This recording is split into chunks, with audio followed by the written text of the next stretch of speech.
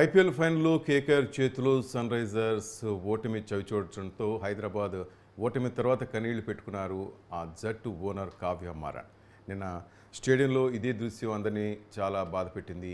అటు కావ్య మారన్ తమ జట్టు ఓటమిని జీర్ణించుకోలేకపోయింది. వెంటనే శోకసందులో మునిగిపోయింది. నిన్నటి మ్యాచ్లో దాదాపు ఎస్ఆర్హెచ్ విన్ అవుతుందని చాలామంది భావించారు. దాంతోపాటు ఓనర్ కావ్య మారన్ కూడా ఎన్నో ఆశలు పెట్టుకున్నారు. ఐపీఎల్లో ఫైనల్లో కప్పు కొడుతుంది సన్ రైజర్స్ హైదరాబాద్ అని. కానీ ఊహించని రీతిలో అతి తక్కువ స్కోర్కి ఆల్అవుట్ కావటం, ఆ వెనువెంటనే కేకేఆర్ 10.4 ఓవర్లోనే ఆ లక్ష్యాన్ని ఛేదించడం, కేకేఆర్ కప్పు నెగేసుకుపోవడంతో తట్టుకోలేకపోయింది కావ్య మారన్.